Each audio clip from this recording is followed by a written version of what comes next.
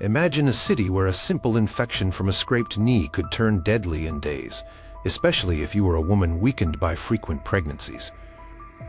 Picture a world where accusing a powerful man of assault meant your own reputation and even your life was on the line, your cries for help needing to be impossibly loud and perfectly timed to be believed.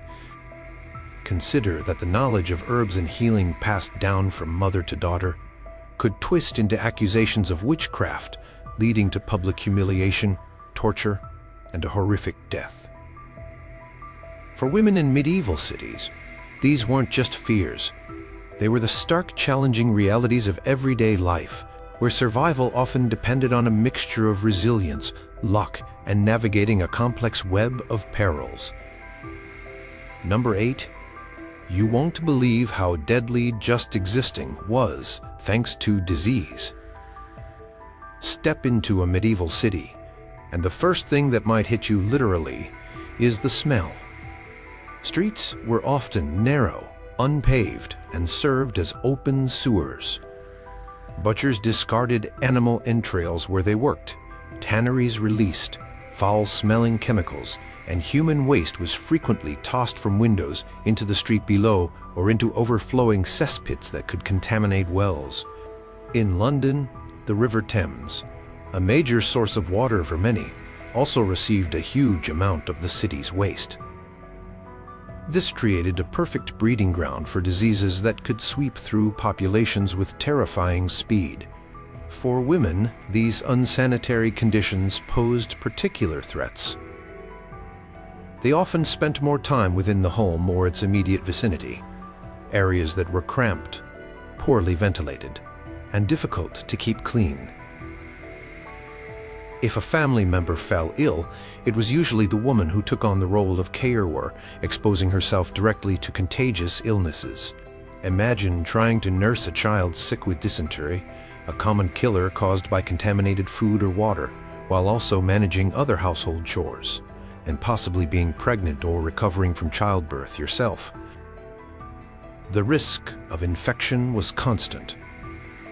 Outbreaks of diseases like typhus, often spread by lice and fleas which thrived in crowded urban environments, were frequent.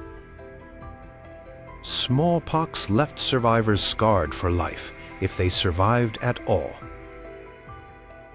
Leprosy, while less common, led to sufferers being cast out from society.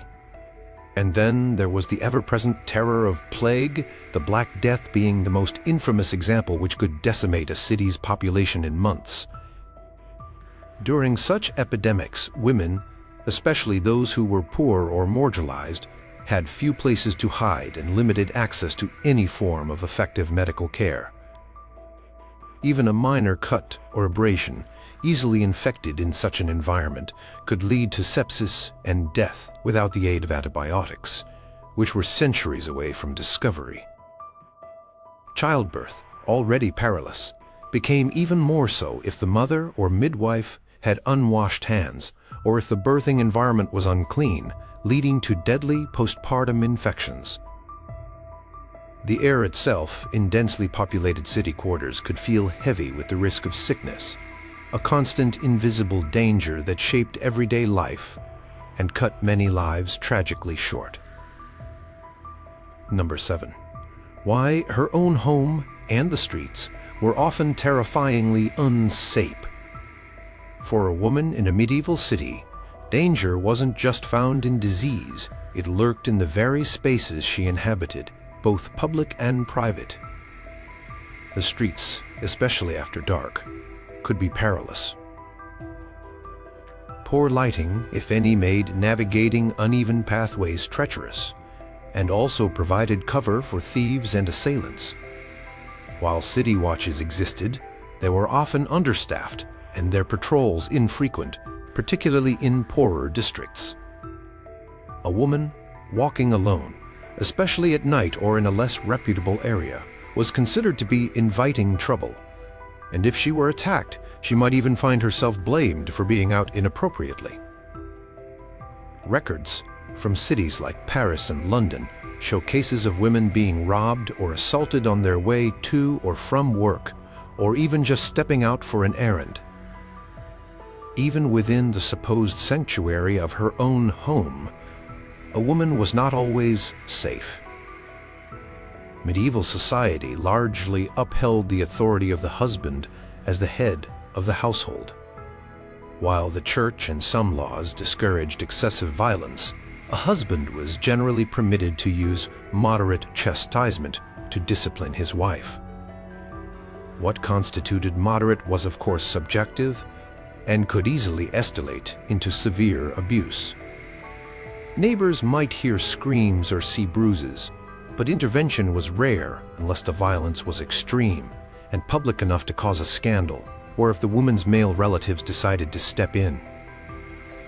Court records reveal instances of women seeking separation or protection due to brutal beatings, but legal recourse was often difficult to obtain and could further stigmatize the woman. Sexual assault was a significant threat both on the streets and within homes, sometimes even by employers or male relatives. Proving rape was an incredibly difficult ordeal for a woman.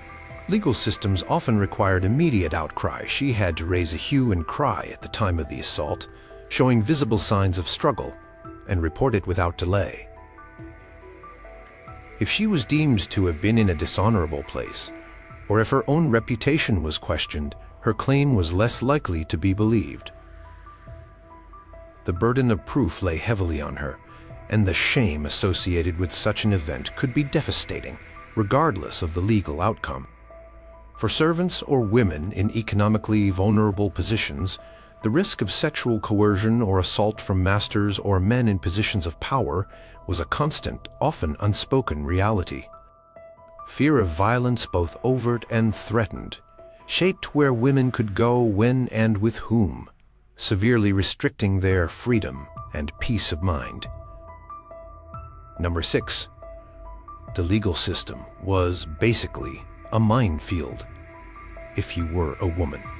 Navigating the legal landscape of a medieval city as a woman was like walking through a field full of hidden traps.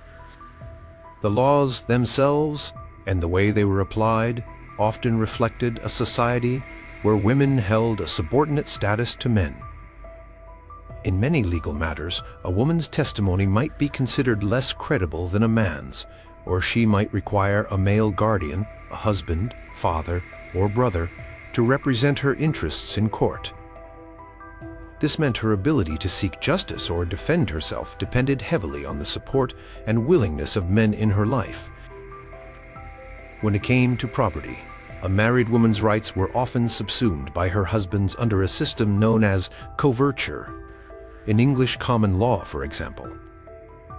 This meant she couldn't typically own, inherit, or bequeath property independently, nor could she enter into contracts or sue in her own name without her husband's involvement. While widows sometimes gained more control over property, their rights could still be challenged, especially if male heirs existed.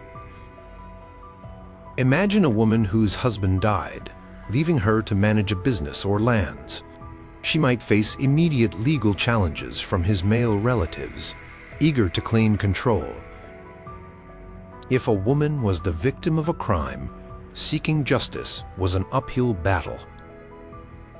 As mentioned, proving rape was notoriously difficult. The legal process often focused as much on the woman's character and behavior as on the alleged actions of the accused.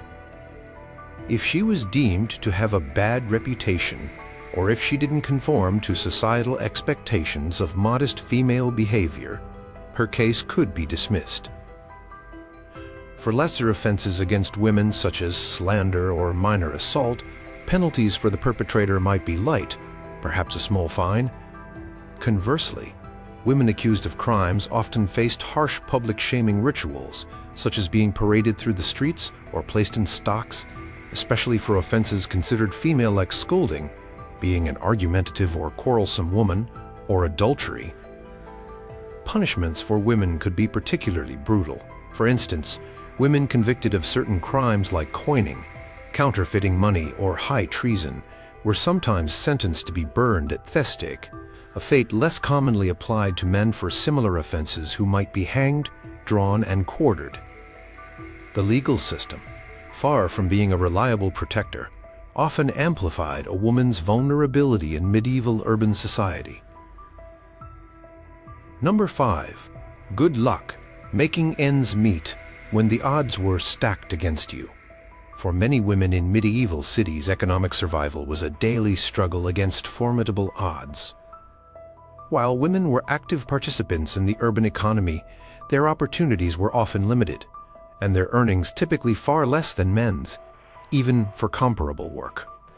Most guilds, the powerful organizations that controlled skilled trades like carpentry, smithing, or masonry, were closed to women, or only allowed them entry as widows carrying on their deceased husband's business for a limited time. This barred women from many of the more lucrative and stable professions. The jobs commonly available to women were often extensions of domestic tasks: spinning, weaving, brewing ale, alewives, baking, laundry, and domestic service. These roles were generally low-paid and offered little security.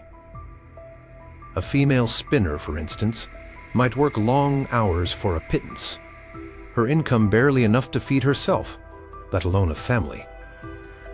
Domestic servants were entirely dependent on their employers, vulnerable to dismissal without notice, and, as previously noted, sometimes to abuse. Alewives, while sometimes achieving a degree of independence, faced social stigma and frequent accusations of cheating customers or running disorderly houses. Their businesses were also heavily taxed and regulated. Poverty was a constant specter for many urban women, especially widows, single women, or those whose husbands were ill, unemployed, or had abandoned them. Without a male breadwinner, a woman and her children could quickly fall into destitution. Charitable institutions run by the church or wealthy patrons offered some relief, but demand often outstripped supply. Some women were forced into begging or sex work to survive, both of which carried immense social stigma and physical dangers. Even women from more prosperous families could face economic hardship if they were widowed and their inheritance was contested, or if their family's business failed. The precariousness of a woman's economic situation meant that illness, the death of a spouse, or even a downturn in trade could plunge her into dire straits with few safety nets to catch her. This constant economic insecurity was a heavy burden shaping every aspect of a woman's life and choices. Number 4. That nosy neighbor. Their gossip could literally destroy your life. In the close-knit, often crowded communities of medieval cities, a woman's reputation was one of her most valuable and most fragile assets. Gossip and rumor could spread like wildfire through the narrow streets and shared courtyards, and for a woman, a tarnished reputation could have devastating consequences far beyond mere social awkwardness. It could affect her marriage prospects, her ability to find work, her social standing, and even her safety. Accusations of unchaste behavior, whether true or false, were particularly damaging. A young unmarried woman, rumored to be sexually active, might find it impossible to secure a respectable marriage, which was the primary path to social and economic stability for most women. A married woman accused of adultery faced public shame, legal penalties, and potentially abandonment by her husband. The double standard was stark. Men's sexual indiscretions were often tolerated or even joked about, while women were expected to maintain an impeccable standard of purity. Even appearing too friendly with men, dressing in a way deemed immodest, or being seen in public too often without a clear purpose, could invite suspicion and malicious talk. Public shaming rituals were common for women whose behavior was deemed to have transgressed social norms. A woman accused of being a scold, someone who argued, gossiped excessively, or challenged male authority, might be forced to wear a scold's bridle, or brank, an iron muzzle designed to prevent speech, and be paraded through the town. Women suspected of adultery could be subjected to charivari, where crowds would gather outside their homes, banging pots and pans, shouting obscenities, and publicly humiliating them. These weren't just spontaneous acts of mob justice. They were often semi-formal community sanctions designed to enforce conformity. The fear of such public disgrace was a powerful tool for social control. A woman knew that her every action could be scrutinized by neighbors, and any perceived misstep could lead to whispers that, once started, were almost impossible to stop, potentially ruining her life and the lives of her family members.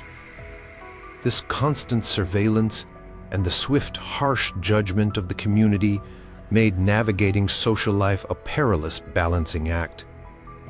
Number 3. Helping others could mean accusations of dark magic and a horrible fate. In an era before widespread scientific understanding of medicine in the natural world, misfortune, a sudden illness, a failed crop, a difficult childbirth, or even a storm was often attributed to supernatural forces, including witchcraft. And women, particularly those who stood out in some way or possessed traditional knowledge, were disproportionately accused of wielding these malevolent powers. This danger became increasingly pronounced in the later medieval period, but the underlying fears and suspicions were present throughout.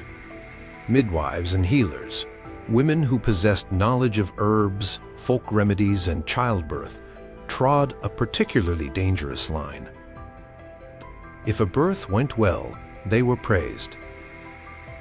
But if a mother or baby died, or if a child was born with a disability, suspicion could easily fall upon the midwife. Was her knowledge natural, or did it come from a darker source?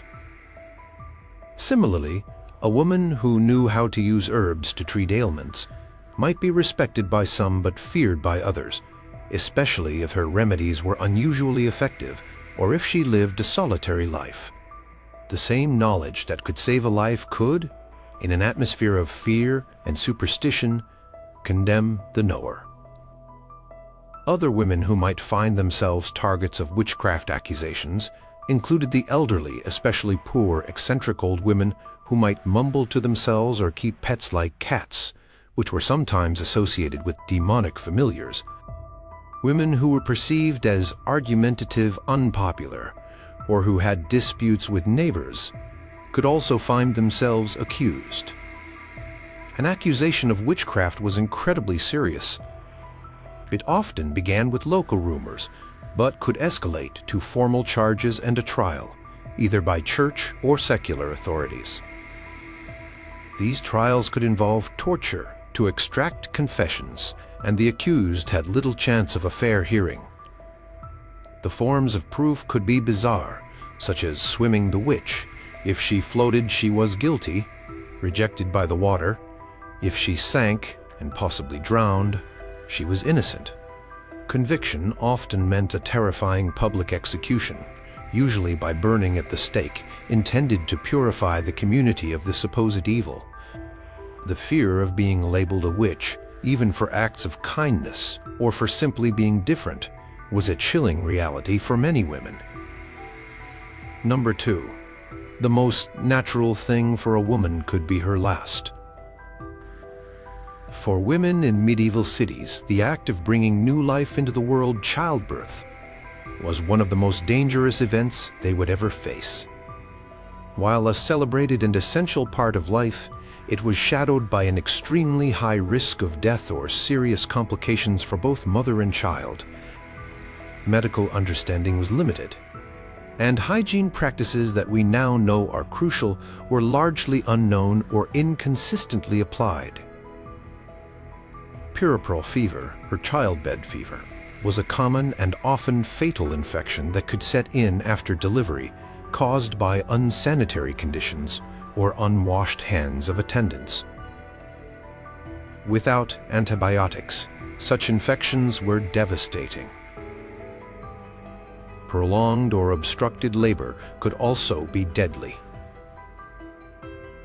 If a baby was positioned incorrectly or was too large for the mother's pelvis, interventions were crude and often resulted in the death of the baby, the mother, or both. Cesarean sections were almost never performed on living mothers. They were a last resort to save the baby if the mother was already dead or dying. Hemorrhage after birth was another major killer, with few effective ways to stop severe bleeding. Midwives were the primary attendants at births. These women usually learned their skills through apprenticeship and experience, and many were highly skilled within the limits of the knowledge of the time. However, they lacked the anatomical and physiological understanding that came with later medical advancements. They relied on traditional practices, some of which were helpful, others ineffective, or even harmful. If complications arose that were beyond their expertise, there was little else that could be done. Physicians, who were almost exclusively male, rarely attended births unless there were severe complications, and even then, their interventions were often no more successful than those of midwives, and sometimes more invasive. The intense physical ordeal of labor, combined with the high risk of infection, blood loss, and other complications, meant that each pregnancy carried a significant chance of maternal mortality. It was not uncommon for a man to outlive several wives, each lost to childbirth. For a woman entering confinement for childbirth was to face a genuine life or death situation, a recurring peril throughout her childbearing years. Number 1. Some honest work for women was anything but safe. While many jobs available to women were low-paying and insecure, some carried specific and often acute dangers beyond just economic hardship. These occupations placed women in uniquely vulnerable positions, exposing them to exploitation, violence, and social condemnation, even when they were simply trying to earn an honest living. Domestic service was one of the most common forms of employment for young unmarried women. Living in their employer's household, they were often isolated from their own families and communities. This isolation made them particularly vulnerable to abuse, both physical and sexual, from their masters' sons, or even male guests. A servant girl who became pregnant as a result of such an assault faced dire consequences: dismissal, loss of reputation, and the burden of an illegitimate child, while the man responsible often faced no repercussions. Reporting abuse was risky, as her word would likely be disbelieved against that of her employer, and she could find herself jobless and branded as a troublemaker. Alewives, women who brewed and sold ale, often from their own homes, played a vital role in urban social life, as ale was a staple drink. However, their establishments could become rowdy, and they were frequently accused of watering down ale, using false measures, or encouraging drunkenness and disorder. They were subject to strict regulations and frequent inspections, and could face fines or public shaming if found in violation. The association of alehouses with potential vice also meant that alewives themselves were sometimes viewed with suspicion and could be targets for harassment. Laundresses, or washerwomen, performed physically demanding labor, often in cold, damp conditions by riversides or public washing places. This work exposed them to the elements and could lead to chronic health problems. They also sometimes faced harassment or assault in these public, often peripheral urban spaces. Wet nurses, women who breastfed other women's babies for pay, faced their own set of risks. If the infant in their care became ill or died, a common occurrence Given high infant mortality rates, the wet nurse could be blamed, accused of neglect, or even of having bad milk. They also risked contracting diseases from the infants they nursed or passing infections to them. For women engaged in sex work, the dangers were even more acute, including constant threats of violence, disease, arrest, and severe social ostracism, even in cities where it was to some extent tolerated or regulated. These occupations, while providing a means of survival, came with a heavy toll of specific perils that compounded the general dangers faced by all women in medieval cities.